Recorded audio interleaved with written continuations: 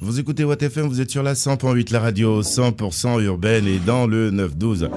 Bonne arrivée dans cette aventure.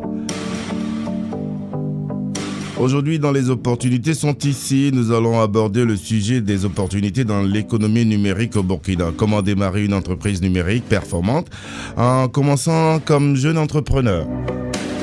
Et nos invités sont avec nous, Monsieur Djongo Batili, bonjour. Bonjour Daouda. Bienvenue, vous êtes un passionné de l'entrepreneuriat et des technologies numériques.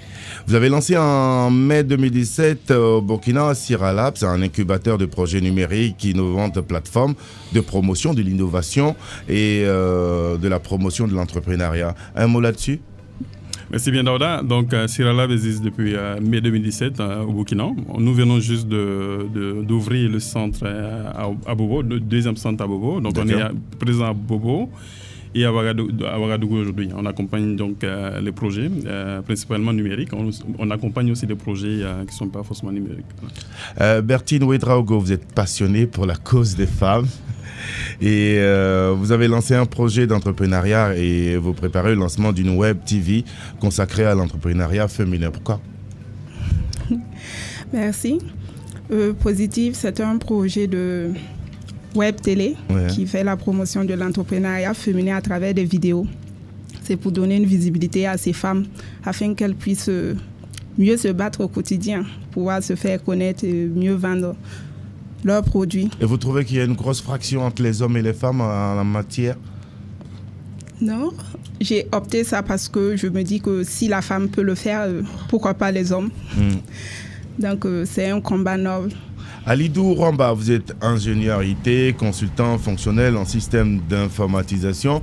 Beaucoup de titres que je vais souvent sauter. Mais juste pour dire que vous êtes directeur général de Nemrata, une start-up éditrice de pro-logiciels de gestion métier. Bonjour. Bonjour. Et bienvenue. Un mot là-dessus, un peu plus ? Oui, merci Daouda. Il faut dire qu'en réalité, aujourd'hui, la fracture numérique est vraiment très précaire. Et aujourd'hui, Nemrata se positionne comme un acteur majeur pour innover et apporter des solutions en termes d'application pour pouvoir donner plus de performance dans les métiers d'entreprise et également permettre aux jeunes entrepreneurs d'avoir la compétence nécessaire pour mieux porter leurs projets. Et le dernier invité, Inoussa Maïga, fondateur d'AgroBusiness TV, première web télé en Afrique consacrée aux jeunes qui innovent et prospèrent dans le secteur agricole. Pourquoi ? Déjà pour bonjour déjà Daouda. Oui. Déjà pour montrer qu'il est tout à fait possible d'innover et de prospérer dans le secteur agricole africain. Contrairement à la conception commune que nous avons aujourd'hui, surtout dans le milieu jeune, où on a tendance à croire que l'agriculture est un métier réservé à ceux qui n'ont pas réussi dans la vie.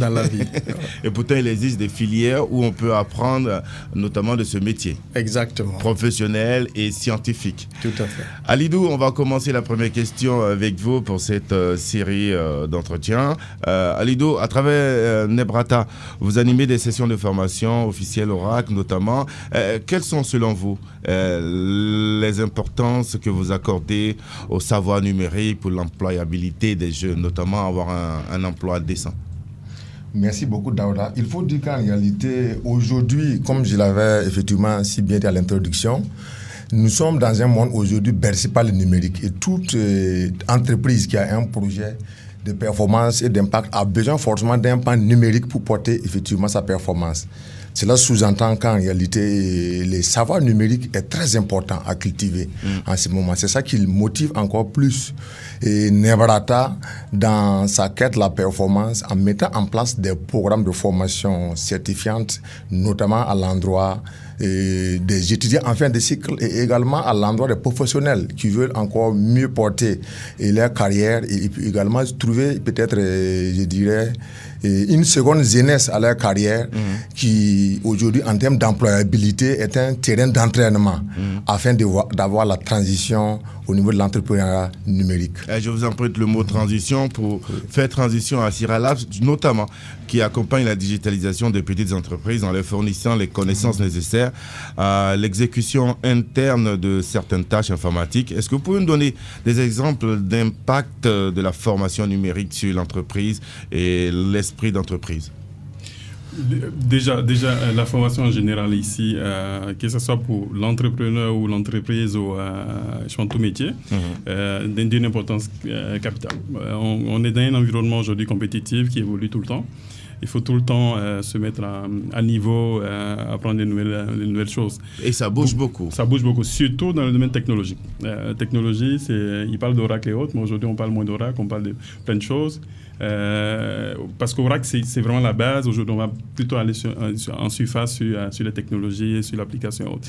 Donc, Sierra Labs, aujourd'hui, alors on s'est intervenu à deux niveaux. Donc, sur la formation technologique, la formation purement, comme Nebrata le fait aussi, mais sur des choses assez spécifiques, et sur de la formation en entrepreneuriat. Donc, on accompagne les jeunes non seulement à monter leur projet, donc de passer l'idée au projet d'entreprise, et aussi à avoir des compétences supplémentaires qui leur permettent de réussir dans ce projet-là. Donc, donc la formation est très capitale, que ce soit technologique, mais beaucoup plus pour entrepreneuriat, pour ce qu'on sait aujourd'hui en termes de compétitivité, en termes de marché, un marché dynamique, digital surtout qui est ouvert à tout le monde, hein, aux Chinois, aux Indiens et tout le monde. C'est le monde actuel. C'est le monde actuel, voilà. Donc, voilà ma réponse. Alors, Inoussa, vous avez déjà répondu au pourquoi de votre initiative AgroBusiness TV, mais j'aimerais savoir les difficultés qu'il y a notamment à mettre en place cette plateforme et cet accompagnement. Alors, donc, nous avons lancé cette web télé en 2016. Donc, après plusieurs mois de réflexion sur la conception, je pense qu'à l'époque, la principale difficulté était qu'on essayait de créer quelque chose qui n'avait pas, j'allais dire, de précédent. Donc, on n'avait pas forcément de modèle sur lequel nous aligner. Donc, il fallait imaginer, j'allais dire, de bout en bout, un peu tout ce que nous souhaitons faire. Et l'autre chose ici, c'est qu'on avait l'ambition, donc c'était une ambition africaine qu'on portait. Donc il ne s'agit pas simplement de montrer des initiatives du Burkina Faso, mais dans l'idée de permettre aux jeunes Burkinabés de découvrir ce que des jeunes Kenyans font d'innovant, aux jeunes Kenyans de découvrir ce que des jeunes Camerounais font. Donc permettre justement à cette jeunesse de voyager sans nécessairement se déplacer, se disant que souvent l'innovation c'est juste trouver un moyen d'adapter certaines initiatives qui se font ailleurs dans son contexte. Donc tout ça, c'était assez lourd à porter. Donc en termes donc, de moyens, de compétences techniques, de moyens humains, tout ça il a fallu donc progressivement rassembler, créer cette énergie autour de l'initiative pour que ça puisse voir le jour. Et également, une fois que ça voit le jour après le lancement, c'est le travail qui se multiplie par 100. Parce que le plus dur, justement, c'est de tenir donc, le rythme jusqu'à un certain moment et de faire vivre la Web TV. Alors, Web TV, Bertine également, vous lancez votre Web TV consacrée à l'entrepreneuriat féminin. J'aimerais savoir comment vous comptez justement... comment vous comptez notamment faire la promotion de cette Web TV-là, l'intégrer dans l'habitude des femmes, mais aussi et surtout, quel impact vous recherchez? Déjà, comment lancer, c'est déjà sur les réseaux sociaux. On nous connaît déjà sur le nom de Zoom sur une femme battante. Beaucoup de femmes nous connaissent, beaucoup de jeunes aussi, parce que depuis 2017 que le concept est là, même si on n'a pas lancé officiellement la web télé. Quel impact? L'impact, c'est de pouvoir aider ces femmes, surtout issues du milieu rural, afin qu'elles puissent se faire connaître, afin qu'on leur reconnaisse ce mérite qu'elles ont en tant que femmes battantes au quotidien, qui ont un impact sur leur communauté. Et aussi, c'est de transmettre un message fort à la jeunesse africaine, qu'elle soit féminine ou masculine. C'est pour dire que c'est possible de réussir en Afrique avec des moyens de bord. Si ces femmes qui sont au village peuvent entreprendre, avoir des millions, pourquoi pas nous qui avons étudié, qui avons des bacs plus 4, et pourquoi pas ceux aussi qui n'ont pas étudié, c'est-à-dire qu'on peut commencer.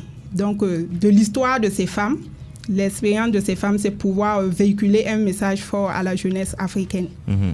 Voilà. Et au-delà même d'être un simple média, nous essayons de faire le suivi de ces femmes pour pouvoir savoir quel est l'impact réel qu'on a eu sur ces femmes-là. Est-ce qu'elles ont pu vraiment vendre un produit et faire le networking, c'est-à-dire les mettre en relation avec d'éventuels partenaires ou d'ONG qui recherchent des femmes à former. C'est vraiment être le lien entre ces femmes d'éventuels partenaires. Pour ce monde de plus en plus numérique. Ah oui. Alors, la question de la femme à Sira Labs, à Django notamment, vous qui animez des formations d'acquisition de compétences numériques pour les jeunes femmes, est-ce que vous pouvez nous dire quel est le lien entre les femmes et le numérique? Alors, le numérique est transversal, il est universel en genre aussi. Oui, donc, évidemment. Je pense que les femmes sont les plus grosses utilisatrices du numérique aujourd'hui. C'est vrai. Donc, elles sont carrément ça. Ça se voit dans les réseaux sociaux. Voilà. Alors, on a justement un programme qu'on a lancé qui s'appelle WOTEC, Women Technology, qu'on a lancé officiellement à Bobo-Dioulasso vendredi passé, qui vise à former 150 femmes au Burkina Faso, à Ouagaye, à Bobo, dans une première édition, sur le numérique, l'entrepreneuriat numérique, comment développer les solutions et autres, sur les secteurs de base, l'éducation, la santé, l'agriculture et l'environnement. Pourquoi ces secteurs de base? Parce que c'est le secteur de base du développement durable, mais aussi parce que les femmes sont au centre carrément de ces problématiques-là. La santé, ce sont elles qui... Évidemment. Justement, l'éducation... J'ai envie de tout. Malheureusement, c'est l'environnement aussi, ce sont elles aussi, oui. N'est-ce pas? Tout. Les plus grosses consommatrices de sachets. Hein? Ah oui. Mais donc, pour nous, c'est important qu'elles puissent être au centre, donc qu'elles puissent réfléchir avec tout le monde, qu'elles puissent venir avec des solutions, et surtout que les solutions qui sont développées, c'est des solutions qu'elles vont utiliser, qu'elles utilisent principalement. Donc, pour nous, c'est au centre carrément. Des gens ont tendance à nous demander, mais Sira Labs, vous, c'est que les femmes, quoi. Pour nous, les femmes, c'est assez central. Et l'inclusion de la femme est assez cruciale aussi. Donc, on est vraiment... Et son effort plus impactant? Tout à fait. Alors Betty, ça tombe bien, on sait votre engagement pour l'autonomie économique de la femme, mais pour parler de votre projet dans ce monde digital, comment vous avez réussi à le faire? Il faut dire que c'est pas facile. C'est pas facile déjà, étant donné qu'au Burkina, le digital n'est pas si développé que dans d'autres pays. Donc, c'est pas du tout facile de vivre de ça. Mais en suivant l'exemple d'autres personnes, comme Inoussa Maïga, tout le temps je le taquine, je le rejoins. Ah, il faut que tu m'aides. C'est en suivant l'exemple de nos devanciers que j'arrive peu à peu à être sur le chemin. Et Inoussa, justement, qui dit qu'aujourd'hui, les jeunes, de plus en plus instruits et ouverts au monde, ont un meilleur accès aux connaissances, aux technologies, aux innovations qui, appliquées à l'agriculture, peuvent accélérer la transformation de ce secteur, le rendre plus cool. Exactement. Et peut-être quelques chiffres qui doivent permettre de comprendre un peu toute l'importance du fait qu'on a besoin que les jeunes s'inscrivent dans ce thé-là. Aujourd'hui, on estime qu'en Afrique, l'âge moyen des agriculteurs dépasse 50 ans. Wow.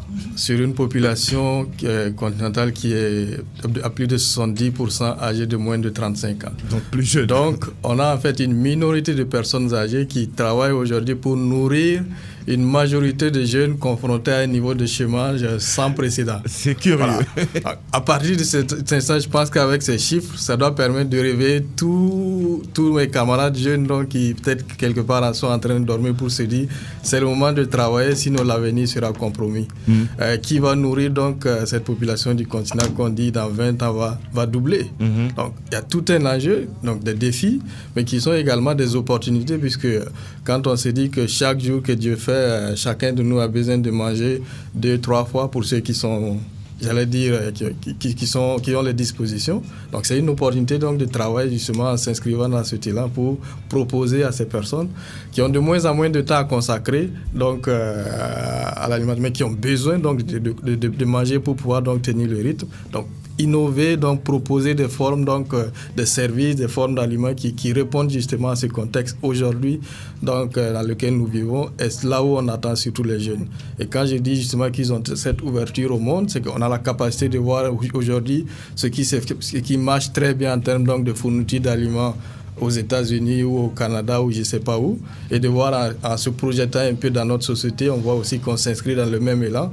Comment est-ce que je peux adapter une idée et proposer quelque chose ici qui répond à un segment très précis, et c'est là justement qu'on attend les jeunes. Et quels sont selon vous les freins au fait de l'implication de la jeunesse dans ce monde-là? agricole? Alors déjà, le frein, je pense qu'il y a un premier niveau qui est vraiment une question de perception. Le fait déjà que dans la tête, beaucoup se disent que si je retourne peut-être dans l'agriculture, tout mon entourage va se dire que c'est parce que je n'ai pas réussi à obtenir un travail de bureau. Ça, c'est un premier point. Et le deuxième niveau, c'est aussi souvent on s'attend à ce que ça soit facile. Alors que dans n'importe quel milieu, surtout dans l'entrepreneuriat, ce n'est pas du tout facile. Mais il faut surtout se lancer parce qu'on a une vision et une passion qu'on a proposé, quelque chose à offrir donc à notre monde. J'ai l'habitude de dire que c'est très facile aujourd'hui pour un jeune de gagner sa vie. Quand on a juste pour objectif dans la vie de gagner ma vie, c'est-à-dire avoir un salaire qui me permette de vivre, de nourrir ma famille, d'avoir une voiture, une maison, c'est très facile.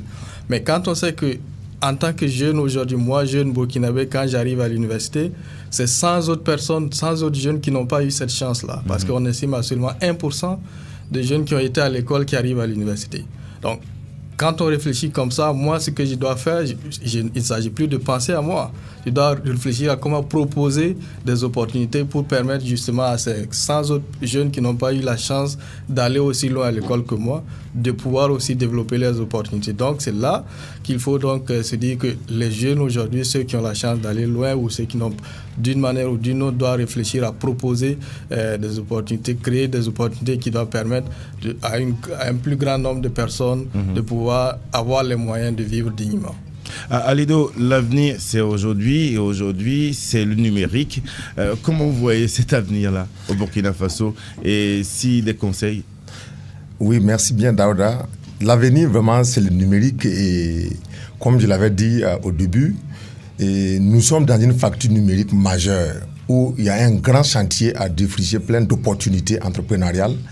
Il suffit seulement aujourd'hui pour la jeunesse de pouvoir s'acquérir de l'ensemble des compétences nécessaires, notamment des compétences techniques et surtout également personnelles pour mieux porter les projets. Et en termes aujourd'hui d'opportunités entrepreneuriales, nous avons des infrastructures aujourd'hui qui sont au cœur du numérique dont on a besoin pour interconnecter aujourd'hui les entreprises dans leurs performances. Nous avons encore besoin de manière criarde de l'ensemble aujourd'hui de toutes les applications innovantes nécessaires pour accompagner l'agrobusiness, pour accompagner tous les projets dont nous avons toujours forcément un ingrédient numérique pour avoir la performance et la compétitivité escomptée sur le marché.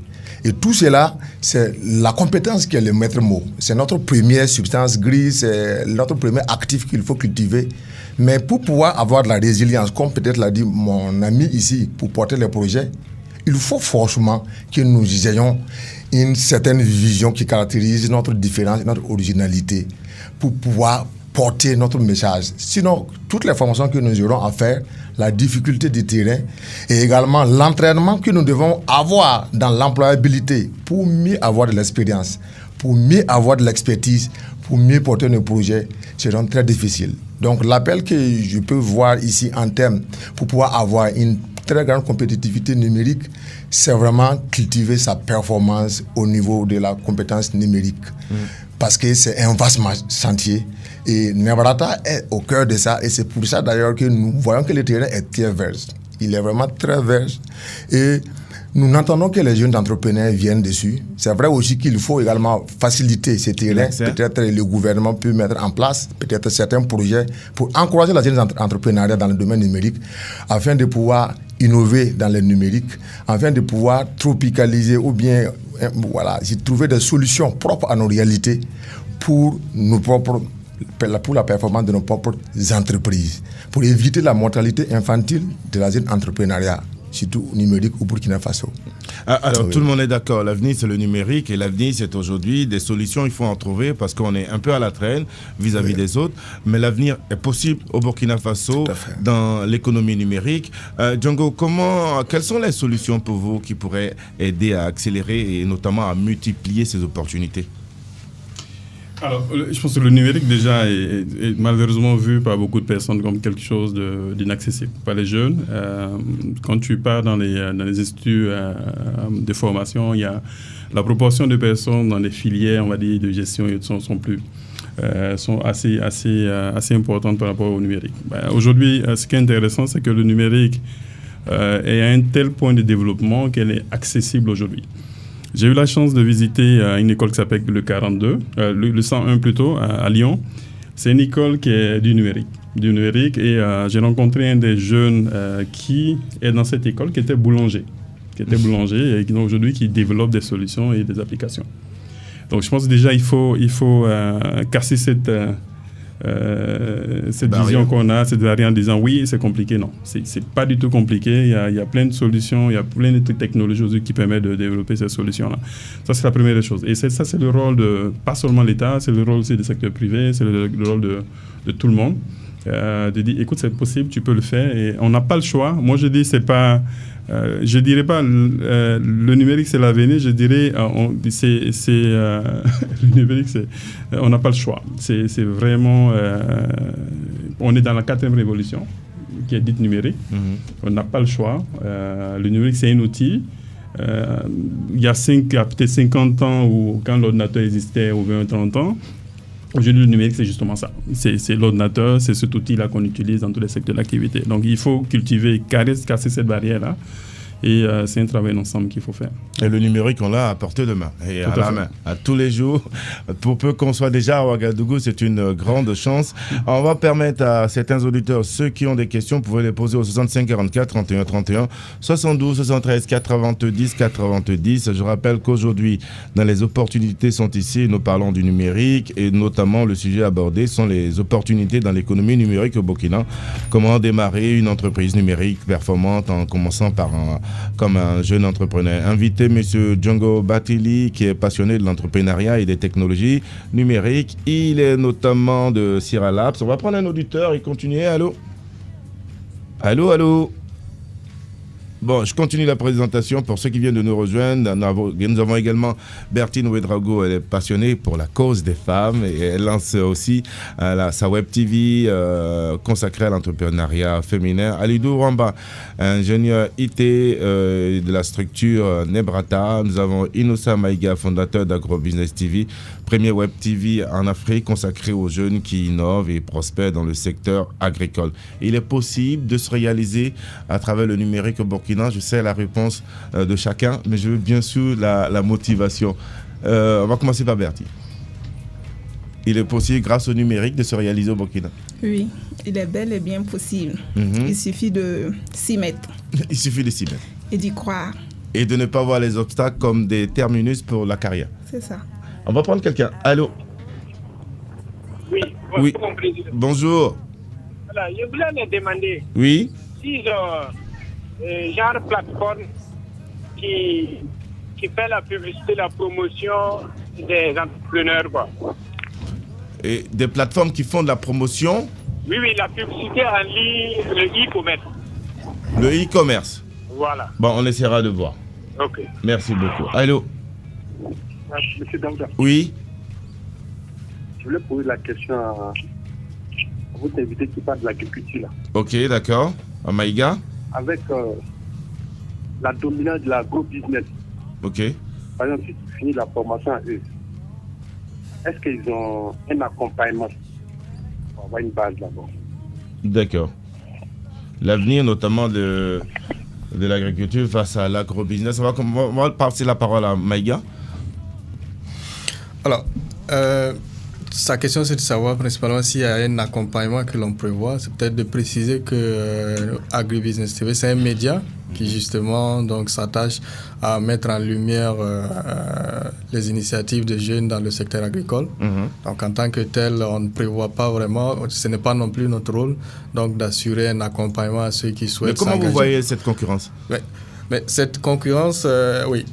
Justement, j'allais préciser que nous, on a choisi le nom AgriBusiness TV, qui est plus à consonance anglophone que AgroBusiness, qui aujourd'hui, dans notre contexte, a cette connotation négative. Alors, notre position est très claire, hein, c'est qu'on a donc un certain niveau de segment où on est assez performant, avec donc les multiplicités de petits agriculteurs que nous avons, notamment concernant la production. Mais si vous voyez, là où on a surtout besoin des gros investisseurs, là où on a besoin de ceux qui ont les moyens, c'est principalement dans le secteur de la transformation et de la distribution. Le coton est un exemple. Nous produisions bien le coton, mais tout ce que nous faisons jusqu'à aujourd'hui, c'est d'exporter la matière première. Et en retour, nos femmes tisseuses sont obligées d'importer des fils de la Chine pour pouvoir donc faire le faso d'Anfani. Voilà, c'est ça la réalité. Donc, on n'a pas besoin de plus de personnes qui vont s'inscrire dans la production. On a plus besoin de gens qui vont intervenir dans un segment qui est plus porteur pour notre économie, qui est donc la transformation et la distribution.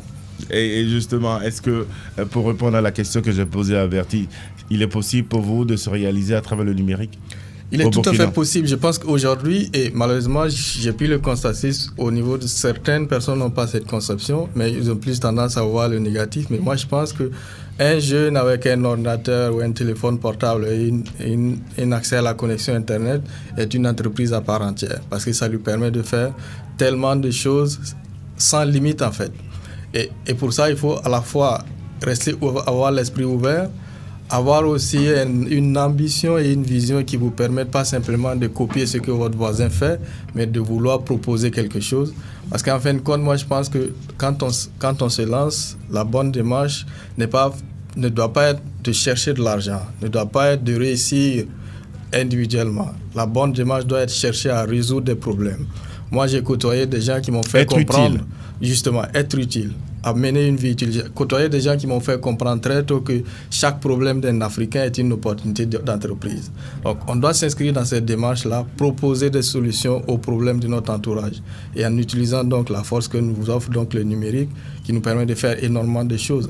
Agribusiness TV aujourd'hui est une chaîne de télé, une web télé. Voilà. Mais qu'on a créé, j'allais dire de bout en bout, qu'on n'aurait pas pu faire en tant que chaîne de télévision classique, vu le niveau de moyens que ça demande. Mais aujourd'hui, grâce au web, cette chaîne existe, elle est suivie un peu partout dans le monde, justement parce qu'il y a ces opportunités que nous offre donc le numérique. Alido Rwamba, votre avis? Oui, en fait, les opportunités d'épanouissement dans le domaine numérique aujourd'hui est vraiment à portée de main, puisque si vous regardez aujourd'hui, le numérique même, en fait, par essence même, est la technologie qui a permis de démocratiser la connaissance aujourd'hui dans le monde. Donc, à partir de là, comme vous l'avez dit, à partir d'un ordinateur et de la compétence, je suis capable de créer de la richesse. Où que je sois, où que je suis, je peux le faire au profit de tout ce qui est développement pour notre pays. Et aujourd'hui, il faut dire qu'il suffit seulement de pouvoir, comment on appelle ça, faire de la désinformation. Quand il y a de la désinformation, c'est la dissection de l'information, parce que nous sommes actuellement très pollués, surtout par tous les réseaux sociaux, qui font que les gens se dispersent beaucoup dans la compréhension et également se dispersent beaucoup dans l'acquisition de la connaissance. Dès que nous avons une vision de réussite et d'impact dans la vie et que nous commençons à nous former et également à trouver les voies et moyens, il est très possible. Et aujourd'hui, le bureau virtuel, c'est pour dire même qu'on n'a même plus besoin d'un bureau pour innover dans le numérique. Nous pouvons avoir très bien un ordinateur et puis un sac à main. Et nous proposons déjà, nous pouvons aller, les opportunités sont là. L'agro-business, il est là. Même Watt FM est là. Il a un portail web où nous pouvons aujourd'hui alimenter en temps réel. C'est un travail et quelqu'un peut le faire pour ce service-là à Watt FM pour être totalement, je dirais, en instantané pour tout type d'information dans le web. Donc ça existe. Et partout où on se trouve. Tout à fait. Et comme quoi, l'Internet, c'est pas juste pour poster des photos et puis pour parler des autres. Django, il suffit juste aussi parce qu'on utilise beaucoup Internet dans nos pays, à Ouagadougou surtout, mais on n'utilise pas à bon escient. Très souvent.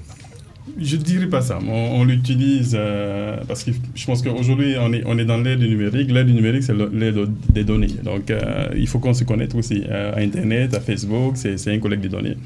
Justement, qui est utile aussi aux entreprises qui font du marketing. C'est une base de données importante pour eux pour connaître le comportement des utilisateurs. Tout. Donc, ça fait partie de l'ère du numérique. Mais c'est aussi un bureau. En même temps. Alors, donc, comme on le disait, aujourd'hui, c'est quoi? Je prends un chiffre, on a un peu plus de 3 milliards de sites web au monde. Et je pense qu'il n'y a que 30% des entreprises qui ont un site web qui fonctionne normalement. Donc, on a 70%. Donc, apprendre à développer un site web aujourd'hui, c'est d'apprendre tout de suite à créer des revenus. Voilà, tu développes un site web, tu gagnes 100 000, 50 000, 200 000. Ça, c'est quelque chose de concret et tu peux apprendre à développer un site web en une semaine. Donc, tu peux gagner pour un site web que tu développes en une semaine, 2 semaines, 100 000 francs pour quelqu'un qui a fait Bac plus 4 à l'université qui va avoir un salaire peut-être de 150 000 francs par mois. Voilà un peu. C'est non seulement il y a du boulot, mais en plus de ça, il y a de l'argent à se faire. Donc, voilà. Donc, je pense que Internet est là, il faut l'utiliser, c'est sûr. Il faut que les Burkinabés soient sur Facebook pour que les entreprises aussi créent des pages Facebook, faire la promotion de leurs produits. Mais il faut que chacun se rende compte que ça met un potentiel énorme de développement pour lui, permanent, tout le temps. Au lieu d'être dans les statuts, sur les statuts de WhatsApp, tout le monde, tout le temps, on peut apprendre des choses. On peut en faire un business. Voilà, tout à fait. On peut en faire un business et c'était le plus important à se le rappeler notamment. Merci beaucoup Django, merci Bertine, merci Rwamba, merci Maïga. Est-ce qu'il y a quelqu'un qui, en plus de ce qu'on a dit, a envie d'ajouter une dernière chose pour terminer cette émission? Oui, non, oui, Bertine? Moi, j'aimerais dire, comme Inoussa l'avait dit, il est plus facile même d'entreprendre dans le numérique en partant de zéro. Avec un portable, on fait pas mal de choses. C'est déjà un investissement, le téléphone portable. Oui, moi je me rappelle que j'ai commencé avec mon simple téléphone. J'avais pu faire connaître plus de 150 femmes. Et c'est dans ça même que je me suis dit, mais lance-toi. Et ce téléphone-là, il est sacré tellement je ne veux plus le jeter, même s'il est vieux. C'est le téléphone porte-bonheur. C'est le téléphone porte-bonheur qui m'a ouvert plusieurs portes. Donc, aux jeunes qui nous écoutent, lancez-vous. Merci beaucoup à tous d'être venus à cette émission. Merci d'avoir participé donc sur WattFM à cette aventure notamment qui va se poursuivre demain à 11h05. Les opportunités sont ici, c'est sur WattFM et dans le 9-12. Bonne journée messieurs, madame et merci encore. Merci.